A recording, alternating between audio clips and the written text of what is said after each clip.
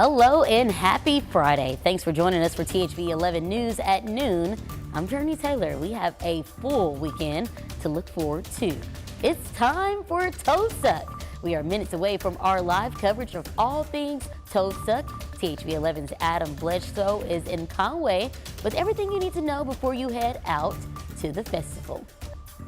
And we are now hours away from the coronation of Britain's King Charles. Just ahead, we share coronation preparations already underway and how you can watch the ceremonies right here on THV 11. But first, we want to get a clear picture of what to expect for those of us going out this weekend. Meteorologist Scott Covert is here with us. Scott, good afternoon. How are you? And good afternoon to you as well. I'm afraid as we look into the weekend, we are going to have to dodge a few showers, a few rumbles of thunder, but it doesn't look like it's going to be a washout. That's some good news for us, right? We've been tracking some showers, even some thunder here this afternoon on live radar. You can see most of the state is dry.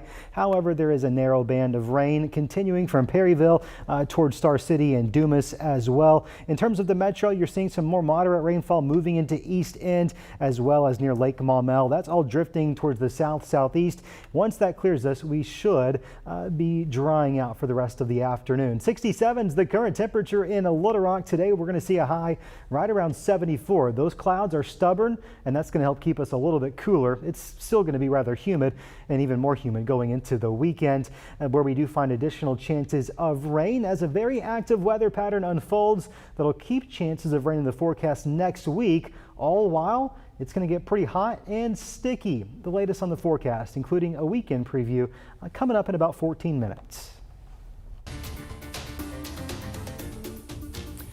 Well, we begin this afternoon with a THV 11 update. We have new information in a search for a missing woman that's been going on for nearly a year. Miranda Neal was last seen on an ATV near her home in Jefferson County. The ATV she was riding was found last fall, but Neal was not. Several searches have been done since then, spanning hundreds of acres in the wooded area, but police haven't found any leads. Starting today and throughout the weekend, police will be searching in Watson Chapel. They ask that if you see the search and rescue teams to avoid the areas. We will have more on this developing story tonight at 5 and 6. In Little Rock, police are searching for a man suspected of capital murder. Jacavian Harrell has been identified by detectives as the prime suspect in the shooting death of 19-year-old Victor Lopez. It happened on Denison Street back in late October. If you see Harrell, police urge you to call 911. An Arkansas woman charged with stealing and selling body parts from the University of Arkansas is sitting in jail right now, awaiting a mental evaluation. Candace Scott appeared in court earlier this week. Scott was arrested for selling several different body parts for $4,000 through Facebook Messenger. The man who bought them was in Pennsylvania, 40-year-old Jeremy Pauley, here on your right. Police have been investigating him since they got a report of suspicious activity at his Pennsylvania home in June of last year. Today marks the 30th anniversary of the murders of the three 8-year-old boys from West Memphis. In remembrance of that day, we are bringing you an in-depth look at the case from then to now and how the fight for justice continues. You can see that deep dive tonight at 10 p.m. exclusively here only on THV 11. And developing right now, the ex-leader of the Proud Boys and 3 other members were convicted of seditious conspiracy in a federal court Thursday for their roles in the January 6th attack on the U.S. Capitol. A 5th defendant, Dominic Pelosa, used a police riot shield to break through a Capitol window on January 6th and was found not guilty of seditious conspiracy, though he was convicted of other serious charges. Federal prosecutors argued the defendants plotted to unlawfully use force to keep former President Trump in office. Defense attorneys argued that the former president, not their clients, was to blame for the violence. The jury has spoken, and that's our system of justice. Very disappointed in the verdict. Now they're planning to appeal the convictions. Meanwhile, the alleged gunman in a deadly medical office shooting in Atlanta is waiving his first court appearance. Jail records show 24-year-old Dion Patterson is charged with 1 count of murder and 4 counts of aggravated assault. He's accused of opening fire at a medical office in Atlanta yesterday, killing 39-year-old CDC employee Amy St. Pierre and wounding 4 other women. Investigators are now trying to figure out what motivated him.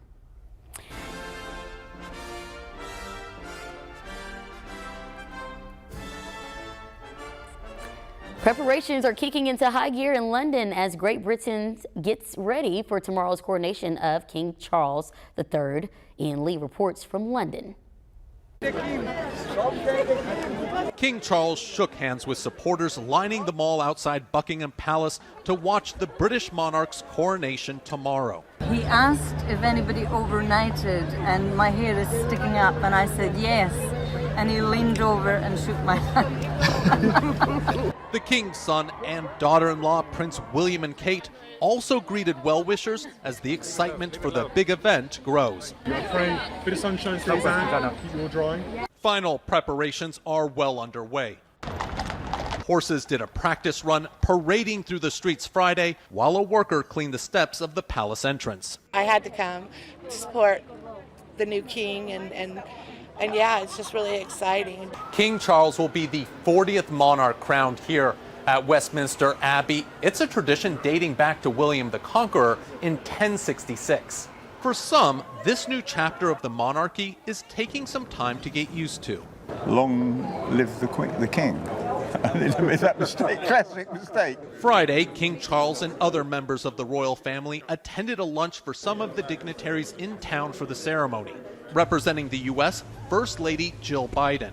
There will be roughly 2,000 guests for the coronation ceremony. It may sound like a big number, but it's a fraction of the 8,000 plus who attended his mother's coronation in 1953. Ian Lee, CBS News, London. Now, the 74-year-old royal will be crowned aside his wife, Camilla, the Queen Consort. We also want to let you know that Wake Up Central Saturday will not air tomorrow because due to that coverage of the coronation of King Charles. Now, that starts at 4 a.m., but you can catch up on all your weekend news tomorrow night at 6 and 10.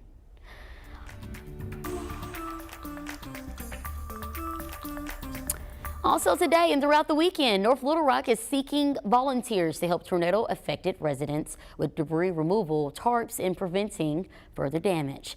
Crowder Gulf will continue debris removal for a few more weeks.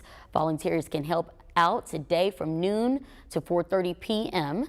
Then starting tomorrow through next Friday, volunteers are needed from 8 a.m. to 4 p.m.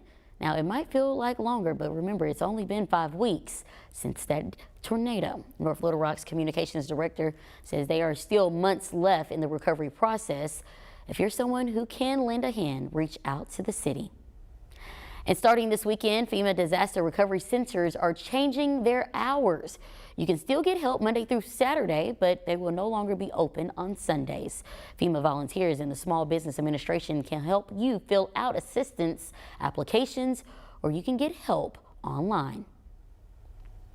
Now, we've been talking about Toad Suck Daze all morning. I was just there just a little while ago this morning. THV 11's Adam Bleslow is now getting in on his Toad Suck fun. Adam, is Hopper there? Hopper won this morning in our race, and I wanted to see if you met him. I know, Jurnee. They were telling me all about it. Said you did such a great job this morning. We're here in Conway, city of colleges, city of roundabouts, and city of Toad Suck Daze. I'm here with Jamie Gates, who is in charge of the whole thing. That is not true.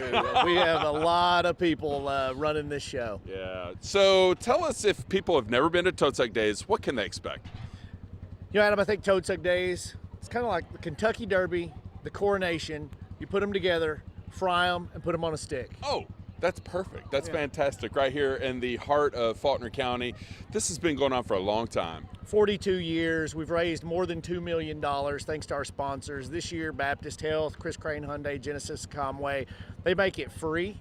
They make it matter by supporting the mission, and highest quality children's programming, great headline entertainment you're going to hear about later, 30 concessionaires, 80 retail vendors, World Championship toad races. Lots of stuff going on here at Toad Suck Daze. We're going to be here, be checking in with you here in just a little bit, talking about how the fun starts tonight, right? That's right. Stand-up comedy tonight. Okay. All right. Thanks so much. Jurnee, we're going to send things back to you.